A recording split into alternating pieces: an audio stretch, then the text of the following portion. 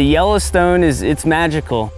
It's the last great example we have of how a Great Plains, Northern Rockies river system should function. It's really hard to find this anywhere else.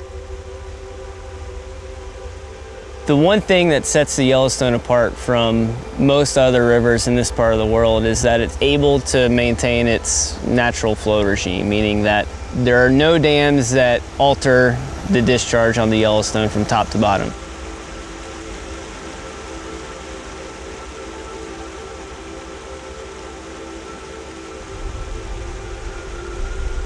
So in the 70s, there was a proposal for a dam to go in on the Yellowstone just upstream of Livingston called the Allenspur Dam. And had that dam gone in, that certainly would have changed how the river functions down here. Because it didn't go in, we still have a relatively intact native fish assemblage. So we're in the upper Yellowstone, inside Yellowstone National Park. This is a stronghold for Yellowstone cutthroat.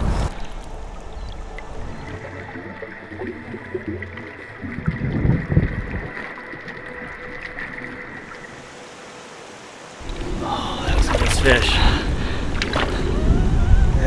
Oh man, I'm done. I'm retired. I'm not topping that one.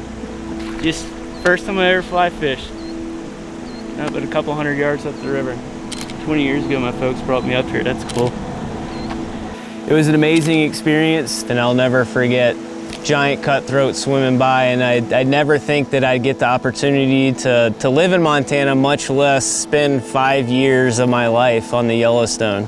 And ever since then, it's found a way to weave into my life, both personally and professionally.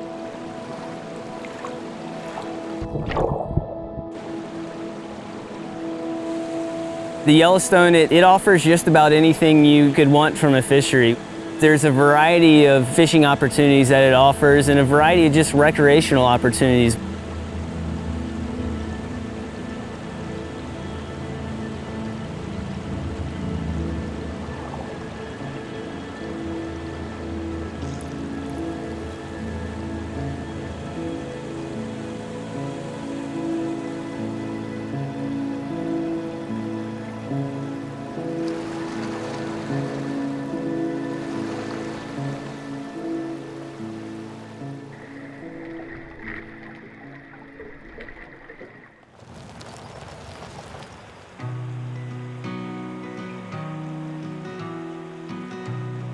I was super excited to get involved when Randy gave me a call to see if I wanted to spend a week or so fishing the river from top to bottom to showcase what the Yellowstone offers. You know, Randy's so busy these days, it's hard to track him down, and getting the opportunity to meet Jim, I couldn't say yes fast enough.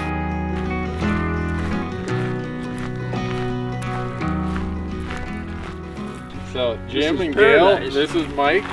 Michael. Nice to meet you, Mike Duncan. Michael Duncan, okay. One of the things I've most looked forward to is getting the chance to meet Jim. He's done just phenomenal work throughout his career over the last 50 years throughout Montana to help conserve many of the fisheries throughout the state, whether it's the Yellowstone, the Blackfoot.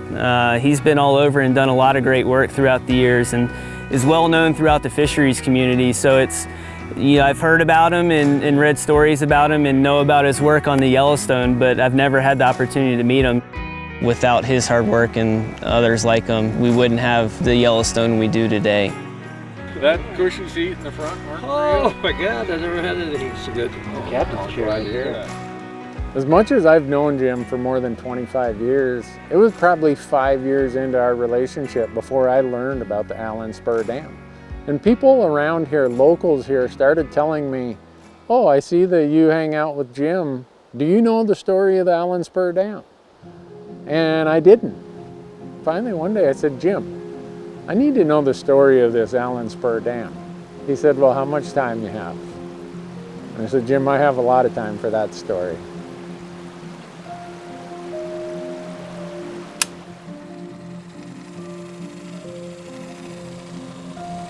Good evening.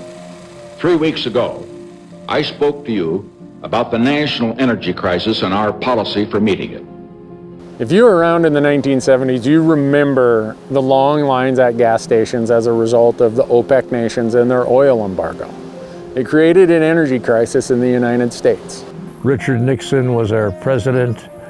He called for Project Energy Independence. I have appointed an Energy Emergency Action Group. And the Allenspur Dam was one of those projects put forward. Congress, the federal agencies, the energy corporations, the President of the United States, all piling on to cool their power plants.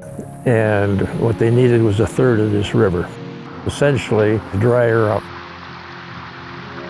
We sent 3 guys here to fight that.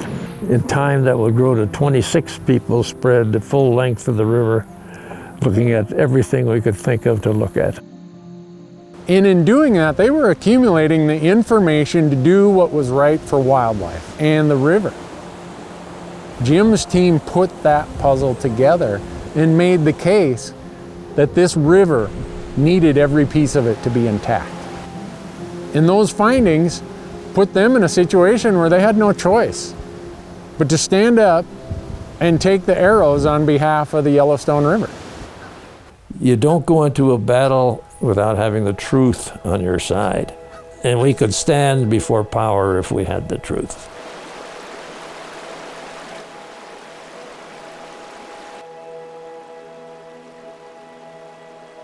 Most everyone here in the community, whether it's the anglers, the farmers, the ranchers, have an appreciation for what the Yellowstone offers. Had Allenspur gone in and we'd be sitting under a reservoir now, that definitely would have changed the dynamic in Paradise Valley and the surrounding communities. It would have displaced farmers here in the valley, a lot of ranches here in the valley that have been here for well over 100 years. When I asked Jim, how did you pull this off? This is David and Goliath in the classic sense.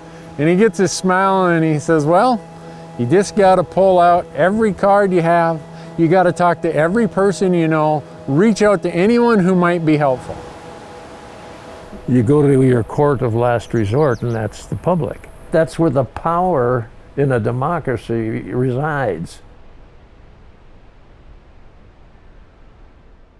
We realize we have got to launch a major public education process.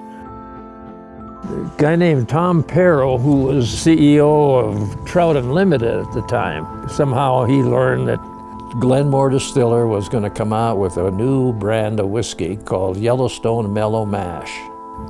They were going to hold a tennis or golf tournament to introduce their new product. And Perro thought, why don't they take that 40 to 50 grand and invest it in a campaign to save the Yellowstone? And I'm thinking, that's a really good idea. We'd never done anything like that before. Well, there's quite a potential here to make this a national issue.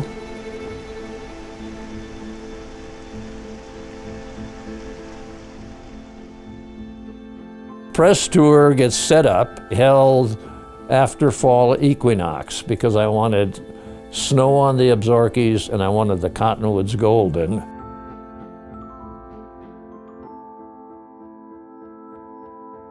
We had reporters coming from Wall Street Journal, New York Times, Washington Post, Penthouse even showed up. Put them in small planes, and this is all being paid for now by Rand Public Relations with Glenmore Distillers' money. Flew them over Yellowtail Dam, flew them over the coal fields, and then landed them in Livingston, drove them up to Chico, threw them all into plunge, and then the next day gave them a briefing from our scientific studies of the river. And they all got at least 10 miles of Yellowstone River floating fish. Within days, the stories started coming out. They used their platforms to take the case to the American citizen and lay it out as, here is what we are putting up as the sacrifice for energy independence. And when America got to see that story, they said, no way, this is not going to happen. And because they prevailed, I can stand here right now and look at the Yellowstone River as still the longest undammed river in the lower 48.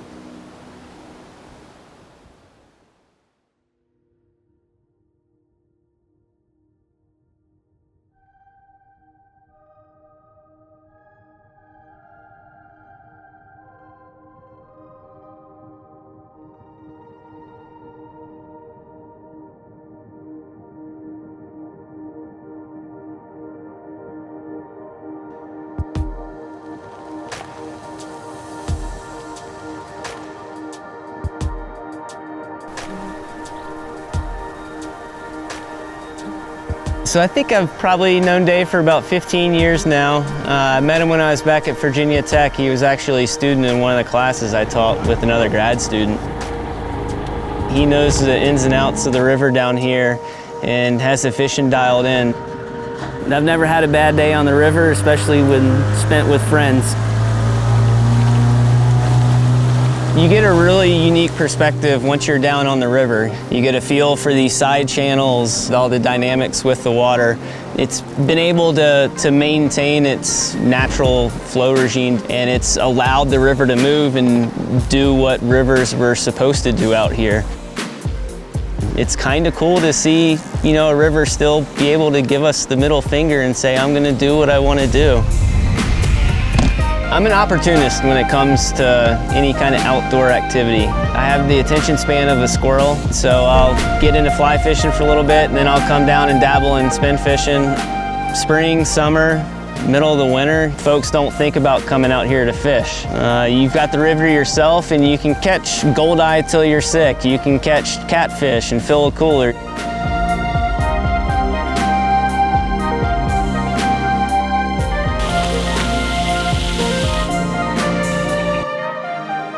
Oh, this is really good.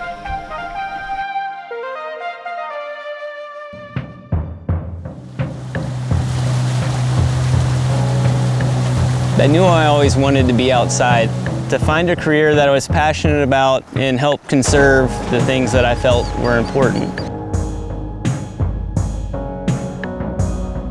I spent 5 years studying the small non-game fish in the Yellowstone, the prey base. A lot of the minnows, the smaller suckers, getting an idea of their distributions and abundances and how they move throughout the watershed. That's a sucker. But yeah, probably either a white sucker or a long-nosed sucker. This is a western silvery minnow. They don't like dams. Bunch of sand shiners, shorthead red horse. And this is a flathead chub. And so we have that data set that we can now use going forward to help assess, restore, conserve a lot of these rivers that have been changed by damming and other anthropogenic disturbances. This project, for me, really highlights the hard work that folks like Jim and his colleagues have put in over the years, potentially sacrificing their careers to save something that they're passionate about. And Jim, his employees that worked under him, they all paid a professional price. Within 2 years, the budget for his division was eliminated. They were disbanded and scattered throughout the agency, but they knew they'd done the right thing. And the deal struck at the end was that all the people would be dispersed into the agency, not terminated, and I would be given the meaningful work, whatever that meant. That battle was worth fighting, and it was pure joy.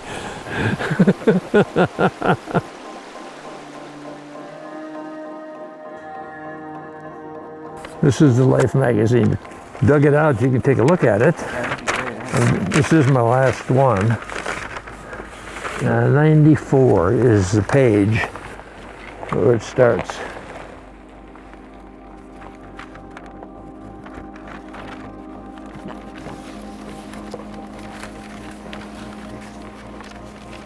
Great River in Crisis. That's where we were fishing yesterday. Yeah. There's not much text to it. Oh, okay. But you can see we got snow on the Absarokas.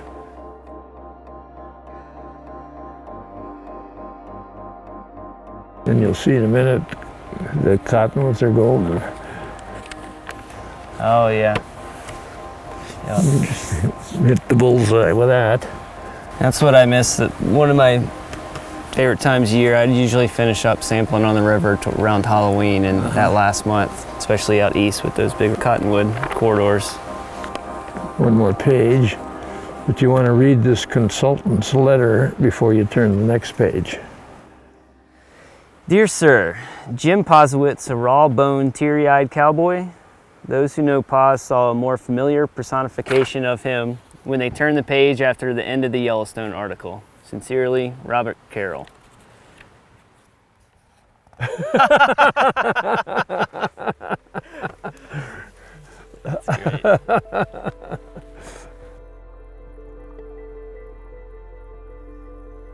Thanks for taking some time to come down. Thank you. Yeah. It is really nice out there. Yeah. Jim provides me with inspiration to figure out how I'm going to be able to contribute going forward. I feel like my work will help guide future management decisions, conservation of certain species on the river. And I think this river really highlights one thing for me, and we try to instill it in our boys, that find something that you're passionate about and pursue it and protect it. Can't imagine now that we're out here raising them anywhere else.